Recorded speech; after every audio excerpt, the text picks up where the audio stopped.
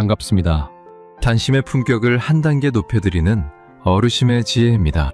1840년 어느 늦은 오후였습니다. 독일 프랑크푸르트의 허름한 카페 한 구석에서 쇼펜하우어가 제자와 마주 앉아 조용히 차를 마시고 있었습니다.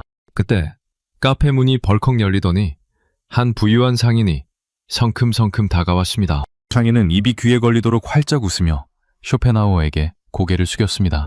아이고, 위대한 철학자님. 오늘 이렇게 뵙게 되다니 정말 영광입니다. 오늘은 날씨만큼이나 얼굴이 환해 보이십니다. 상인은 연신 너스레를 떨며 주변 사람들이 다 들으라는 듯이 목소리를 높였습니다. 마치 오랜 벗을 만난 것처럼 반가운 척을 했지만 묘하게도 그 웃음이 차갑게 느껴졌습니다. 잠시 후 상인이 돌아가자 제자가 미소를 띠며 말했습니다. 스승님, 저분은 참 친절하고 밝은 분 같지 않습니까?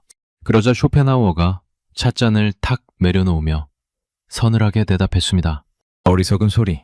그자의 입술은 웃고 있었지만 눈동자는 차가운 얼음장이었다네. 말을 이용해 자신의 명성을 높이려는 계산뿐이지. 세상에서 겉으로 웃는 자를 가장 조심해야 한다. 제자는 할 말을 잃었습니다.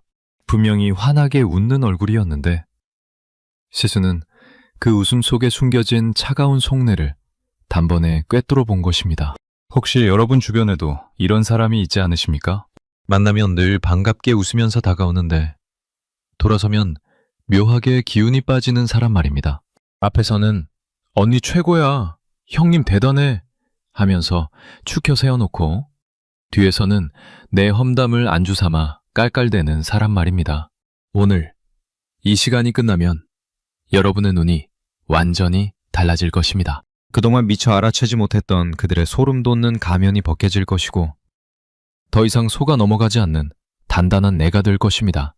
이야기 시작 전 구독과 좋아요 버튼을 한번 꾹 눌러주십시오. 마음을 편안하게 해드릴 쇼펜하우어의 지혜를 가장 먼저 보실 수 있습니다. 첫 번째, 입꼬리는 올라갔는데 눈은 얼음장인 사람을 당장 피하십시오. 입으로는 분명히 웃고 있는데 눈빛이 따라오지 않는 사람. 이런 사람 곁에 있으면 이상하게도 온몸의 기운이 쏙 빠집니다. 60대 후반 김영자 씨 이야기를 들어보십시오. 김영자 씨는 퇴직 후에 동네 문화센터 서예반에 다니기 시작했습니다. 붓글씨를 배우는 것도 좋았지만 무엇보다 또래 친구들을 만나는 게 큰 낙이었습니다. 그런데 그 반에 한 사람이 있었습니다. 이름은 정미숙 씨. 70대 초반이었는데 모임에서 늘 회장 역할을 자처하는 분이었습니다. 정미숙 씨는 김영자 씨를 볼 때마다 활짝 웃으며 반겨줬습니다. 아이고, 영자 씨 왔어? 오늘도 얼굴이 좋아 보여. 입은 분명히 웃고 있었습니다. 그런데 김영자 씨는 늘 묘한 불편함을 느꼈습니다. 뭐라 꼬집어 말하기는 어려운데 정미숙 씨의 눈이 웃지 않는다는 느낌이 자꾸 들었습니다. 입꼬리는 귀까지 올라가 있는데 눈동자는 마치 나를 스캔하듯 차갑게 훑어보는 것 같았습니다. 처음에는 내가 예민한 건가 싶어서 대수롭지 않게 넘겼습니다. 그런데 시간이 지나면서 정미숙 씨의 패턴이 보이기 시작했습니다. 김영자 씨가 서예 작품을 잘 써서 칭찬을 받는 날이면 정미숙 씨는 유독 더 환하게 웃으며 다가왔습니다. 영자 씨 정말 대단해. 나도 좀 가르쳐줘. 그러고는 슬쩍 자기 작품을 김영자 씨 옆에 나란히 놓으며 나는 아직 멀었지? 하고 웃었습니다. 그 웃음 뒤에는 묘한 경쟁심이 숨어 있었습니다. 결정적인 일이 터진 것은 문화센터 서예 전시회 때였습니다. 김영자 씨의 작품이 최우수작으로 선정되었습니다. 정미숙 씨는 축하한다며 김영자 씨의 손을 꼭 잡았습니다. 입으로는 정말 잘했어. 역시 영자 씨야. 하며 활짝 웃었습니다. 그런데 그날 저녁 다른 회원에게서 전화가 왔습니다. 정미숙 씨가 뒤에서 이렇게 말하고 다녔다는 것입니다. 영자 씨가 심사위원한테 따로 뭘 좀 한 거 아닐까? 아무리 봐도 내 작품이 더 나은데. 김영자 씨는 그 말을 듣는 순간 온몸에 소름이 돋았습니다. 그 환한 웃음 뒤에 이런 차가운 속내가 숨어 있었다니. 그동안 느꼈던 묘한 불편함의 정체가 바로 이것이었습니다. 입은 웃고 있었지만 눈은 단 한 번도 웃지 않았던 것입니다. 미국의 한 명문대학 심리학 연구진이 사람의 웃음에 대해 깊이 연구한 결과가 있습니다. 진짜 기뻐서 웃을 때는 반드시 눈둘레의 근육이 함께 움직인다고 합니다. 눈가에 잔잔한 주름이 지고 눈동자가 부드러워지며 얼굴 전체가 환해집니다. 이것을 심리학에서는 진성 미소라고 부릅니다. 반면에 가짜로 웃을 때는 입 주변의 근육만 억지로 끌어올립니다. 눈가에는 주름 하나 잡히지 않고 눈동자는 차갑게 고정되어 있습니다. 연구진은 이런 가짜 웃음이 상대방을 통제하고 자기에게 유리한 상황을 만들기 위한 사회적 도구라고 결론지었습니다. 쉽게 말하면 감정을 느끼는 것이 아니라 감정을 연기하는 것입니다. 정미숙 씨의 웃음이 바로 그랬습니다. 김영자 씨를 진심으로 반가워한 것이 아니라 자기가 모임에서 가장 영향력 있는 사람으로 보이기 위해 친절을 도구로 사용한 것입니다. 김영자 씨가 자기보다 주목받는 순간 그 가면은 금이 갈 수밖에 없었습니다. 이런 사람 곁에 오래 있으면 설명하기 어려운 피로감이 쌓입니다. 분명히 나쁜 말을 들은 것은 아닌데 만나고 나면 기운이 쭉 빠져 있습니다.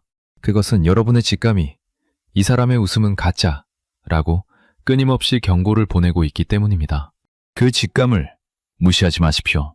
쇼펜하우어는 이렇게 말했습니다. 인간은 타인의 시선을 속이기 위해 평생을 연기하며 살아간다.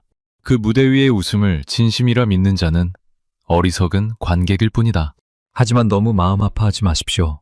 그들의 차가운 눈빛은 여러분의 잘못 때문이 아닙니다.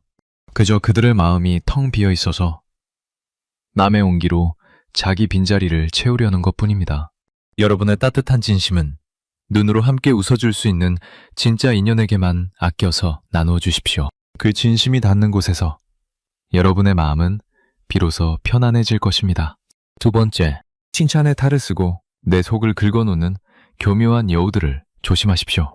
겉으로는 분명히 칭찬인데 듣고 나면 하루 종일 속이 뒤집히는 말. 이 교묘한 독이 든 말을 건네는 사람이 진짜 위험합니다. 60대 초반 박현숙 씨 이야기입니다. 박현숙 씨는 매주 수요일마다 동네 도서관에서 열리는 독서 모임에 나갔습니다. 책 이야기도 하고 수다도 떨고 가끔 맛집에 같이 가기도 하는 소소한 모임이었습니다. 박현숙 씨에게는 이 모임이 일주일 중 가장 기다려지는 시간이었습니다. 그 모임에 오복순 씨라는 분이 있었습니다. 60대 중반이었습니다. 오복순 씨는 늘 웃으면서 말을 했고 목소리도 부드러웠습니다. 언뜻 보면 참 다정하고 따뜻한 사람 같았습니다. 그런데 오복순 씨의 입에서 나오는 말들은 참 묘했습니다. 어느 날 박현숙 씨가 새 자켓을 입고 모임에 갔습니다. 딸이 생일 선물로 사준 옷이었는데 꽤 마음에 들어서 기분 좋게 입고 나간 것입니다. 오복순 씨가 박현숙 씨를 보자마자 눈을 동그랗게 뜨며 말했습니다. 어머 현숙 씨, 그 자켓 어디서 산 거야? 동대문이야? 싼 건데도 되게 잘 소화한다. 역시 현숙 씨는 뭘 입어도 소탈해. 박현숙 씨는 그 자리에서 멋쩍게 웃었습니다. 뭔가 칭찬 같기도 하고 뭔가 깎아내리는 것 같기도 하고 집에 돌아와서 그 말을 곱씹을수록 속이 부글부글 끓어올랐습니다. 소탈하다는 말은 결국 뭡니까? 별 볼 일 없어 보인다는 뜻 아닙니까? 싼 건데도 잘 소화한다니 그게 무슨 칭찬입니까? 그뿐만이 아니었습니다. 박현숙 씨의 아들이 어렵게 취업에 성공했을 때 오복순 씨가 이렇게 말했습니다. 아이고 축하해. 요즘 같은 때에 중소기업이라도 취직한 게 어디야. 우리 아들은 대기업이라 야근이 많아서 걱정인데 현숙 씨네는 그런 걱정은 없겠다. 겉으로는 축하해 주는 것 같았습니다. 하지만 그 말 속에는 내 아들은 대기업이고 네 아들은 중소기업이라는 은근한 비교가 칼날처럼 박혀 있었습니다. 박현숙 씨는 그날 밤 잠을 이루지 못했습니다. 이불을 발로 차며 뒤척이다가 새벽이 되어서야 겨우 눈을 붙였습니다. 이것이 바로 칭찬을 가장한 후려치기입니다. 심리학에서는 이것을 겉칭찬 속공격이라고 부릅니다. 겉으로는 칭찬의 포장지를 씌워놓았지만 그 안에는 상대를 깎아내리는 독이 들어있습니다.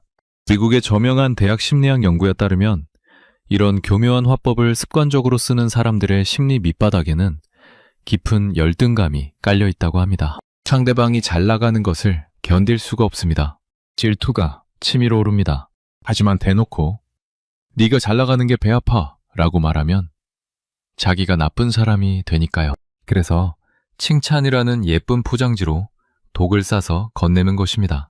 받는 사람은 포장지를 열어보고 나서야 속에 칼이 들어있었다는 것을 깨닫습니다.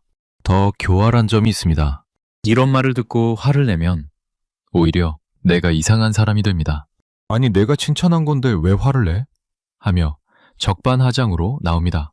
주변 사람들도 칭찬인데 뭐가 문제야? 하며 오히려 상처받은 사람을 예민하다고 몰아세웁니다. 이것이 바로 이 수법이 악랄한 이유입니다. 맞은 사람만 아프고 때린 사람은 빠져나갑니다. 오복순 씨가 바로 이런 사람이었습니다. 박현숙 씨를 아끼는 마음에서 한 말이 아니라 자기가 박현숙 씨보다 우위에 있다는 것을 확인하고 싶었던 것입니다. 칭찬이라는 예쁜 껍데기 안에 자기 우월감을 채우려는 이기심이 꽉 차 있었습니다. 쇼펜하우어는 이런 인간의 본성을 꿰뚫어보며 단호하게 경고했습니다. 질투심은 인간의 가장 자연스러운 본능이지만 그것을 교활하게 숨기는 자가 가장 추악하다. 대놓고 미워하는 적보다 웃으며 깎아내리는 자가 10배는 더 위험하다. 누군가 이런 독이 든 칭찬을 건넨다면 그 말을 가슴에 담아두지 마십시오. 곱씹으며 상처받을 필요가 전혀 없습니다. 그것은 내 삶이 부족해서가 아닙니다. 그 사람의 마음이 가난해서 벌어진 일입니다. 열등감에 허덕이는 그 사람이 자기 초라한 속내를 들키지 않으려고 칭찬이라는 가면을 쓴 것뿐입니다. 그들의 비뚤어진 말 한마디에 여러분의 하루가 무너져서는 안 됩니다. 여러분의 아들이 취업한 것은 대단한 일입니다. 여러분이 새 옷을 입고 기분 좋아하는 것은 아름다운 일입니다. 그 누구의 시샘도 여러분의 빛나는 가치를 흐리지 못합니다. 흔들리지 마십시오. 여러분은 지금 그대로 충분히 찬란합니다. 세 번째, 단물 다 빨아먹고 껍데기만 남기는 필요할 때만 절친을 경계하십시오. 평소에는 코빼기도 안 비치다가 자기한테 쓸모가 생기면 귀신같이 나타나는 사람. 이런 사람에게 정을 주면 여러분의 마음만 헐벗게 됩니다. 70대 초반 최정자 씨 이야기입니다. 최정자 씨는 성격이 둥글고 정이 많은 분이었습니다. 부탁을 받으면 거절을 못하는 성격이라 주변에서 뭘 좀 해달라고 하면 늘 그래 하며 나서곤 했습니다. 등산 동호회에서 10년 넘게 활동하고 있었는데 그 모임에서 제일 친하다고 생각한 사람이 송명희 씨였습니다. 60대 후반의 송명희 씨는 최정자 씨를 만나면 늘 팔짱을 끼며 언니 했습니다. 그런데 가만히 돌아보면 송명희 씨가 먼저 연락을 해오는 것은 딱 정해져 있었습니다. 자기 딸 돌잔치 때, 자기 남편 환갑잔치 때, 집안 경조사가 있을 때만 전화가 왔습니다. 언니, 나 진짜 언니밖에 없어서 그래. 이번에 좀 도와줘. 목소리 톤은 꿀을 바른 것처럼 달콤했습니다.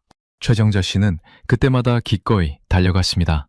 새벽부터 일어나 음식을 만들고 돈봉투도 두둑이 챙겨갔습니다. 송명희 씨 집안일이면 매 집안일보다 더 열심히 뛰어다녔습니다. 그것이 정이라고 생각했으니까요. 그런데 최정자 씨의 남편이 갑자기 쓰러져서 병원에 입원했습니다. 최정자 씨는 눈앞이 캄캄했습니다. 간병도 해야 하고 아이들한테 연락도 해야 하고 정신이 하나도 없었습니다.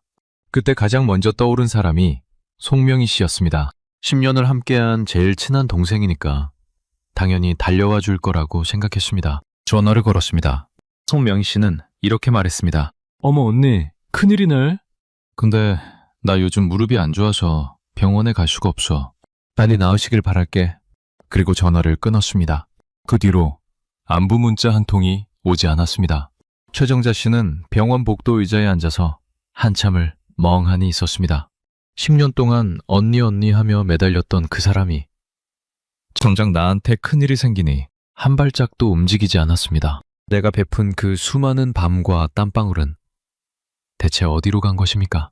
가슴 한복판에 커다란 구멍이 뻥 뚫린 것 같았습니다. 미국의 저명한 사회심리학 연구진이 인간관계의 패턴을 분석한 결과가 있습니다. 건강한 관계는 주고받는 상호성이 유지됩니다.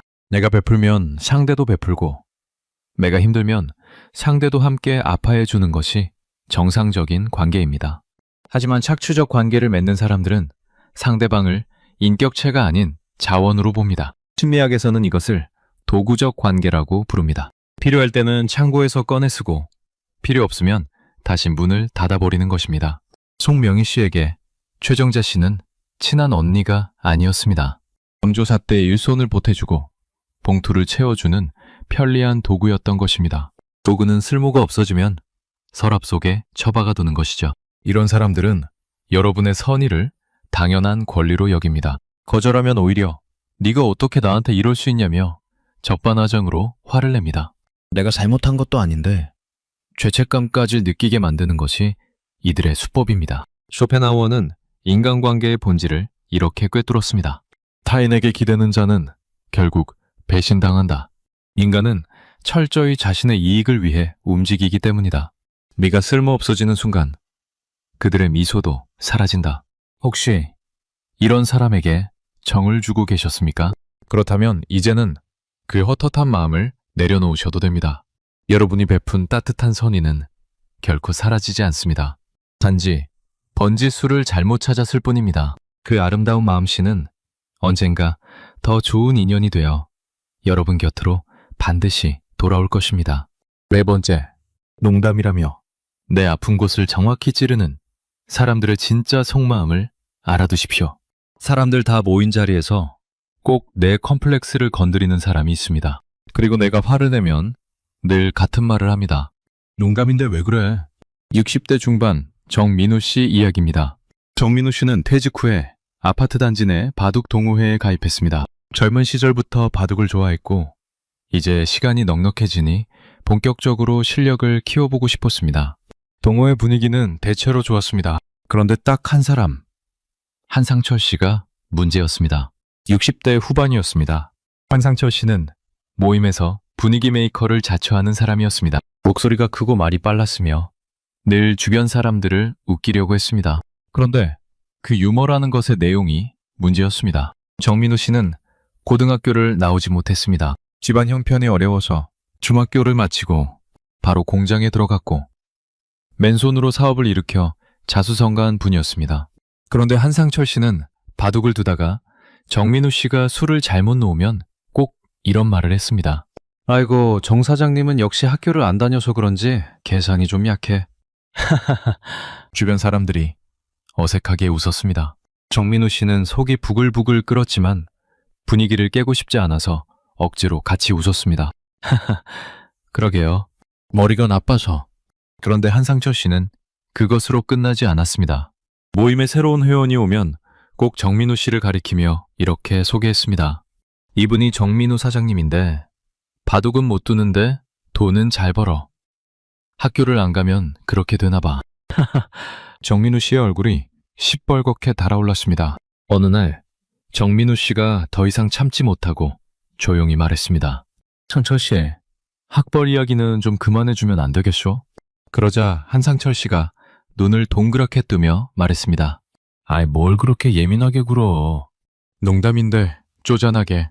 자네가 그 정도 유머도 못 받아주면 어떡해. 주변 사람들도 한마디씩 거들었습니다. 그래, 별거 아닌데 왜 그래. 정민우 씨는 화를 낸 자기가 오히려 이상한 사람이 된 것 같아서 그날 이후로 동호회에 나가지 않았습니다. 미국의 한 명문대 심리학자들은 이런 행위를 공격적 유머라고 정의했습니다. 이것은 농담이 아닙니다. 웃음을 무기로 삼은 명백한 폭력입니다. 여러 사람 앞에서 상대의 약점을 들추어 망신을 주고 그 자리에서 자신의 서열을 높이려는 비열한 권력 다툼입니다. 화를 내는 사람만 속 좁은 사람으로 만드는 악랄한 수법입니다. 한상철 씨는 몰라서 그런 것이 아닙니다. 학벌 이야기가 정민우 씨의 아킬레스건이라는 것을 정확히 알고 있었습니다. 어디를 찔러야 가장 아픈지 알면서 찌른 것입니다. 왜 그랬을까요? 자수성가한 정민우 씨에 대한 시기심이 그 밑바닥에 깔려 있었던 것입니다. 남들 앞에서 정민우 씨를 깎아내려야 자기 마음이 편해지는 가엾고도 비겁한 사람이었습니다. 쇼펜하우어는 이런 인간들에게 일침을 가했습니다. 타인의 고통을 비웃는 자는 자신의 영혼이 얼마나 천박한지 스스로 직면하는 것이다. 남을 깎아내려야만 우뚝 설 수 있는 자는 이미 바닥에 누워있는 것이다. 누군가 농담이라는 핑계로 여러분의 가심에 비수를 꽂는다면 절대로 억지로 같이 웃어주지 마십시오. 여러분의 상처는 술자리 안주거리가 아닙니다. 비록 무례한 말에 상처를 입었을지라도 그 아픔을 딛고 조용히 자리를 지킬 수 있는 여러분의 깊은 내공은 그 누구보다 단단합니다. 한상철 씨 같은 사람은 세월이 지나면 사라지지만 정민우 씨처럼 묵묵히 자기 길을 걸어온 사람의 가치는 영원합니다. 지금까지 우리는 겉으로는 웃으면서 속으로는 칼을 품고 있는 가면 쓴 이기주의자들의 4가지 얼굴을 낱낱이 벗겨보았습니다. 듣고 계시면서 특정 인물의 얼굴이 떠오르셨을 것입니다. 맞아, 그 사람이 딱 이랬어 하고 무릎을 탁 치셨을 겁니다. 그런데 여기서 끝이 아닙니다. 사실 진짜 중요한 것은 지금부터입니다. 그들의 정체를 아는 것만으로는 충분하지 않습니다. 이제부터 알려드릴 4가지는 이런 사람들의 가짜 웃음에 더 이상 속지 않고 내 마음을 철벽처럼 단단하게 지키면서 우아하게 반격하는 방법입니다. 이 4가지를 모르고 넘어가시면 여러분은 평생 같은 사람들에게 같은 상처를 반복해서 받게 됩니다. 반드시 끝까지 들어주십시오. 여러분의 남은 인생이 완전히 달라질 수 있습니다. 5번째, 무례한 미소에는 우아한 침묵으로 반격하십시오. 교묘한 칭찬이나 아픈 농담을 들었을 때 가장 강력한 무기는 소리를 지르는 것이 아닙니다. 입을 다무는 것입니다. 침묵이야말로 가장 품격 있는 반격입니다. 60대 후반 이순옥 씨 이야기입니다. 이순옥 씨는 매달 한 번씩 열리는 아파트 부녀회 모임에 참석하고 있었습니다. 모임 자체는 나쁘지 않았는데 그 안에 유독 신경이 쓰이는 사람이 한 명 있었습니다. 강미영 씨, 60대 초반이었습니다. 강미영 씨는 모임에서 늘 이순옥 씨에게 묘한 말을 던졌습니다. 이순옥 씨가 손녀 자랑을 하면 어머, 손녀가 그렇게 예쁘다며. 요즘은 외모보다 공부지. 우리 손녀는 벌써 영어 학원 3군데 다녀. 하며 슬쩍 꺾어 놓았습니다. 이순옥 씨가 새로 배운 요리 이야기를 하면 아, 그거? 나는 이미 작년에 해봤는데 생각보다 별거 아니더라. 하며 김을 빼놓았습니다. 이순옥 씨는 그때마다 당황해서 아, 그래? 하며 말꼬리를 흐렸습니다. 집에 돌아오면 속이 부글부글 끓어서 남편한테 하소연을 했습니다. 그 사람 왜 맨날 나한테만 그런 말을 하는 거야? 남편은 그냥 무시해 하며 텔레비전만 봤습니다. 무시하라는 말이 제일 쉽고 제일 답답한 조언이었습니다. 그러던 어느 날 이순옥 씨의 딸이 이런 말을 해주었습니다. 엄마, 그 사람이 또 그런 말 하면 아무 대답도 하지 말고 3초만 가만히 쳐다봐. 그게 제일 무서운 거야. 이순옥 씨는 반신반의했지만 다음 모임에서 한번 해보기로 했습니다. 그날도 어김없이 강미영 씨가 입을 열었습니다. 순옥 씨, 요즘 피부가 좀 칙칙해 보이던데 건강은 괜찮아? 나는 요즘 콜라겐만 먹고 있거든. 확실히 다르더라. 이순옥 씨는 예전 같으면 아, 그래? 하며 멋쩍게 웃었을 것입니다. 하지만 그날은 달랐습니다. 이순옥 씨는 아무 말도 하지 않았습니다. 그저 강미영 씨의 눈을 가만히 바라보았습니다. 하나, 둘, 셋, 3초가 지나도 이순옥 씨는 입을 열지 않았습니다. 강미영 씨의 표정이 눈에 띄게 흔들렸습니다. 웃음이 어색하게 굳어지더니 혼잣말처럼 아, 뭐 그냥 한 소리야 하며 시선을 피했습니다. 그 뒤로 강미영 씨는 이순옥 씨에게 함부로 말을 던지는 횟수가 눈에 띄게 줄었습니다. 미국의 저명한 심리학 연구진이 대화 중 발생하는 의도적 침묵의 힘을 연구한 결과가 있습니다. 상대가 선을 넘는 말을 했을 때 즉각 반응하지 않고 3초간 조용히 상대의 눈을 응시하면 대화의 흐름이 완전히 끊어진다고 합니다. 그 3초의 침묵은 상대방에게 자신이 방금 무슨 말을 했는지 돌아보게 만드는 강력한 거울 역할을 합니다. 변명을 하거나 같이 화를 내면 상대방의 페이스에 말려드는 것이지만 침묵은 상대의 발밑을 조용히 허물어뜨립니다. 지금 그 말 무슨 뜻인가요? 라고 조용히 되묻는 것도 좋습니다. 대부분의 경우 당황하는 것은 선을 넘은 상대방이 됩니다. 쇼펜하우어는 침묵의 가치를 이렇게 예찬했습니다. 말을 하지 않아 후회하는 일은 드물다. 하지만 말을 함부로 내뱉어 후회하는 일은 평생을 따라다닌다. 가장 강한 무기는 칼이 아니라 고요함이다. 더 이상 억지로 분위기를 맞추려 애쓰지 마십시오. 여러분의 침묵은 묵직한 바위처럼 단단합니다. 그 고요함 속에서 여러분의 내면은 누구도 함부로 넘볼 수 없는 굳건한 성벽이 될 것입니다. 이순옥 씨처럼 단 3초의 침묵이 여러분을 지켜줄 것입니다. 6번째, 호구가 되는 지름길인 좋은 사람 병에서 지금 당장 완치되십시오. 모두에게 좋은 사람이 되려다가 정작 나 자신에게는 가장 나쁜 사람이 되어버린 경우, 이 병에서 벗어나야 비로소 내 인생이 시작됩니다. 60대 초반 한복자 씨의 이야기입니다. 한복자 씨는 평생을 남 눈치를 보며 살아온 분이었습니다. 좋은 엄마가 되어야 한다. 좋은 아내가 되어야 한다. 좋은 며느리가 되어야 한다. 이 세 가지 짐을 어깨에 짊어지고 40년을 버텨왔습니다. 시어머니가 새벽 4시에 깨워도 웃으며 일어났고, 남편이 퉁명스럽게 굴어도 참고 밥상을 차렸습니다. 친구가 갑자기 돈을 빌려달라고 해도 내 통장이 텅 비는 한이 있어도 빌려줬습니다. 거절하면 나쁜 사람이 될 것 같아서 내 몸이 부서져라 다 들어줬습니다. 한복자 씨가 다니는 성당 봉사 모임에서도 마찬가지였습니다. 행사가 있으면 늘 한복자 씨가 가장 먼저 나와서 준비했습니다. 음식 만들기, 청소, 설거지, 뒷정리까지 도맡아 했습니다. 다른 회원들은 한복자 씨가 그 일을 하는 것을 당연하게 여겼습니다. 고맙다는 말 한마디 없이 다 끝나면 수고했어 한마디 던지고 돌아갔습니다. 어느 날 한복자 씨가 허리 디스크가 심해져서 봉사에 나가지 못했습니다. 그날 모임에서 돌아온 이야기를 나중에 전해 들었는데 한복자 씨 귀를 의심하게 만드는 내용이었습니다. 복자 씨가 안 나오니까 불편하네. 그 정도 일을 못한다고 빠지면 어떡해. 40년을 좋은 사람이 되려고 뼈 빠지게 노력했는데 돌아온 것은 고마움이 아니라 불편하다는 투정이었습니다. 한복자 씨는 그날 방에 혼자 앉아서 한참을 울었습니다. 내가 대체 뭘 위해 이렇게 살아온 것인지 모르겠다고 했습니다. 미국의 유명 대학 심리학과에서 착한 아이 증후군을 연구한 결과는 충격적입니다. 항상 타인에게 맞추는 사람들은 내면에 심각한 억압과 분노를 쌓아둔다고 합니다. 타인의 기준에 나를 끊임없이 맞추다 보니 정작 내가 진정 원하는 것이 무엇인지 완전히 잃어버리게 되는 것입니다. 심리학에서는 이것을 자발적 하인 증후군이라고도 부릅니다. 스스로 하인이 되어 모든 것을 받아주니까 상대방은 그것을 호의가 아니라 의무로 여기게 됩니다. 호의가 반복되면 습관이 되고 습관이 되면 권리가 됩니다. 한복자 씨가 봉사를 거르자 불편해한 그 사람들은 나쁜 사람들이 아니었습니다.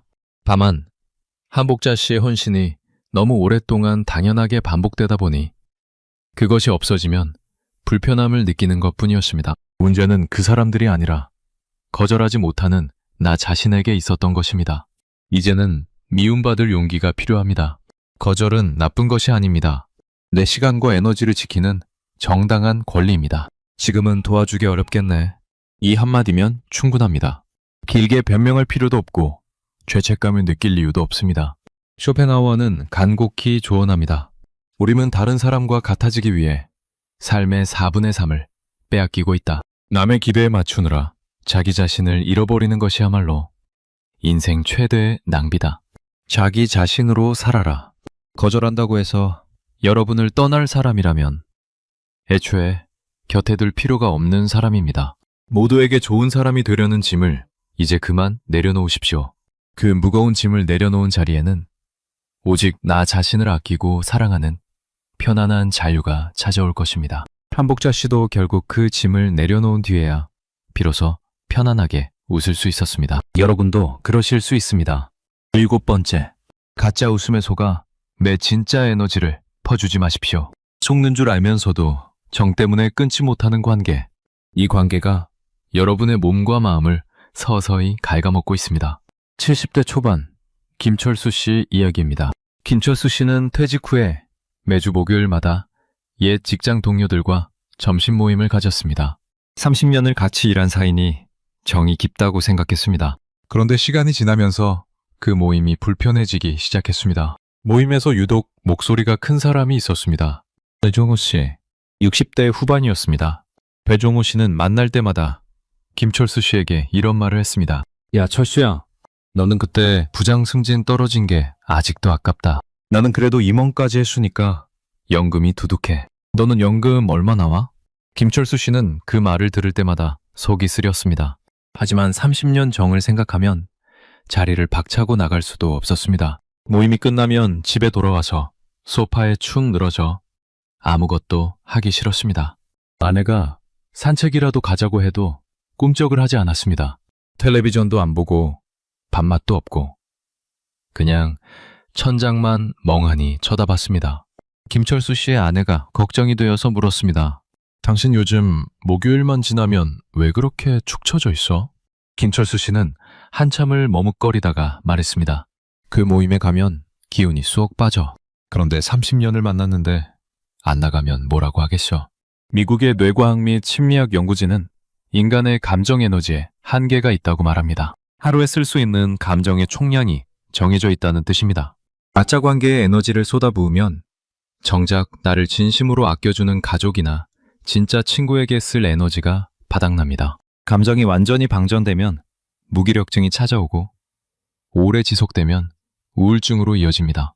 김철수 씨가 목요일마다 소파에 축 늘어져 있었던 것은 게으른 것이 아니라 감정 에너지가 완전히 고갈된 것이었습니다. 알맹이 없는 관계는 과감하게 가지치기를 해야 합니다. 핸드폰 연락처를 한번 천천히 훑어보십시오. 그 사람 이름을 볼 때 마음이 편안한지 아니면 묘하게 불편한지 느껴보십시오. 불편한 이름은 조용히 지워나가면 됩니다. 미안해할 것 없습니다. 여러분의 에너지는 여러분의 것입니다. 김철수 씨는 결국 그 모임에 나가지 않기로 결심했습니다. 처음에는 30년 정이 아까워서 마음이 허전했습니다. 그런데 한 달이 지나니까 신기한 일이 벌어졌습니다. 아내와 함께 공원을 산책하는 시간이 늘어났고 손주들이 오면 예전보다 훨씬 더 활기차게 놀아주었습니다. 감정 에너지가 진짜 내 사람들에게로 흘러가기 시작한 것입니다. 쇼펜하우어는 인간관계의 허무함을 이렇게 표현했습니다. 사교 모임의 화려함 이면에는 깊은 공허함이 자리 잡고 있다. 가짜 친구 100명보다 진실한 고독이 100배는 낫다. 쓸모없는 관계에 시간을 낭비하는 자는 자기 인생을 남에게 헌납하는 것이다. 잘라내는 과정이 처음에는 낯설고 섭섭할 수 있습니다. 하지만 썩은 가지를 잘라내야 그 자리에서 새싹이 돋아납니다. 여러분의 귀한 에너지를 지켜내면 그 따뜻한 온기는 진짜 여러분의 사람들을 더욱 환하게 비춰줄 것입니다. 김철수 씨의 목요일이 달라진 것처럼 여러분의 매일이 달라질 것입니다. 8번째, 가짜 관계를 끊어내고 진짜 나를 만나는 찬란한 고독을 누리십시오. 가면 쓴 이기주의자들을 모두 끊어내면 곁에 아무도 남지 않을까 두려우신가요? 혼자가 된다는 것이 처량하게 느껴지십니까? 결코 그렇지 않습니다. 60대 중반 윤경희 씨 이야기입니다. 윤경희 씨는 퇴직 후에 일주일에 모임이 4개나 있었습니다. 동창회, 아파트 조기 체조 모임, 성당 성가대, 그리고 요리교실. 바쁘게 돌아다니니까 외롭지는 않았습니다. 그런데 늘 지쳐 있었습니다. 동창회에 가면 자식 자랑 경쟁이었습니다. 우리 아들 의사 됐어. 우리 딸 유학 갔어. 하는 말들 사이에서 윤경희 씨는 입을 꾹 다물고 있어야 했습니다. 조기 체조 모임에서는 누가 누구 험담을 하느라 운동은 뒷전이었습니다. 청가대에서는 파트 리더가 유독 윤경희 씨에게만 쏘아붙였습니다. 요리교실에서는 앞서 이야기한 거칭찬 속공격을 일삼는 사람이 있었습니다. 4개의 모임에서 돌아오면 윤경희 씨는 텅 빈 기분이었습니다. 분명히 사람들을 만나고 왔는데 마음은 오히려 더 외로웠습니다. 어느 날 윤경희 씨는 거울 앞에 서서 자기 얼굴을 한참 들여다봤습니다. 피곤에 찌든 눈, 억지로 올린 입꼬리. 나도 가면을 쓰고 있었구나. 윤경희 씨는 용기를 냈습니다.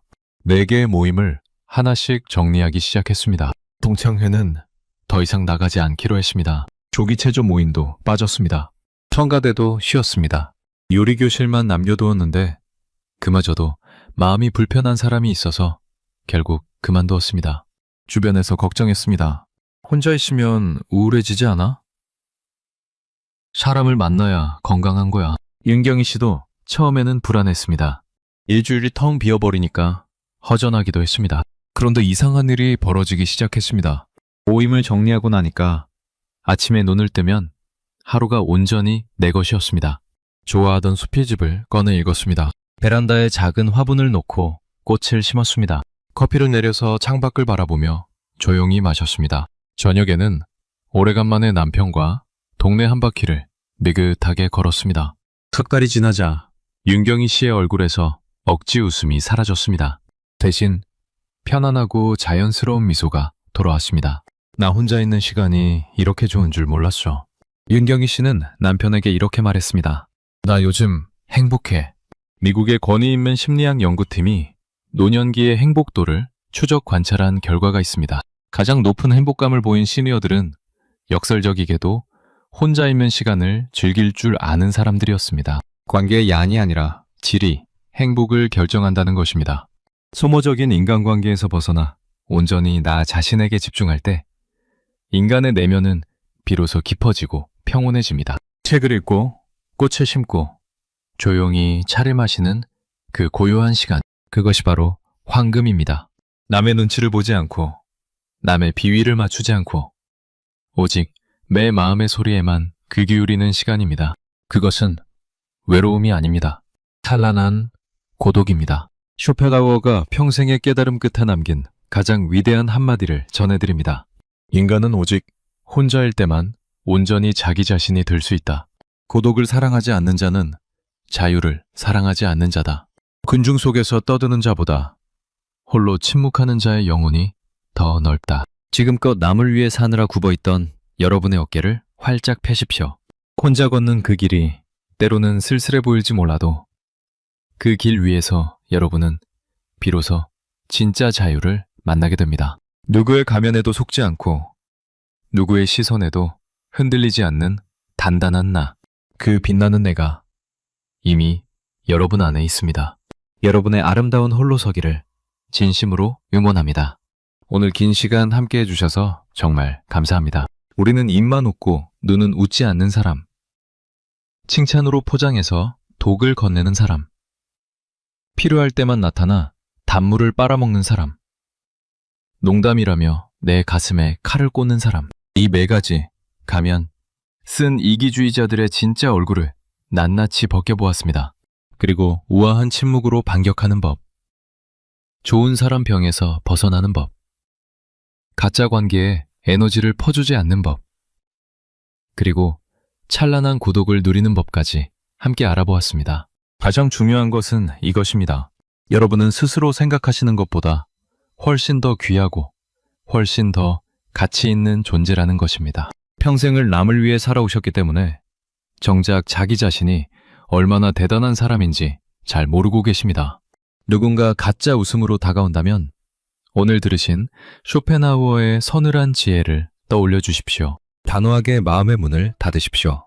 그리고 그 안에서 오직 여러분만의 평온하고 아름다운 정원을 가꾸어 나가시길 바랍니다. 여러분의 빛나는 황혼이 누구보다 따뜻하고 누구보다 단단하기를 진심으로 응원합니다. 오늘도 들어주셔서 고맙습니다. 지금까지 함께 해주셔서 감사드리고 구독과 좋아요도 눌러주시면 어르신의 지혜에서 마음의 위로가 되는 편안한 이야기를 계속 전해드리겠습니다.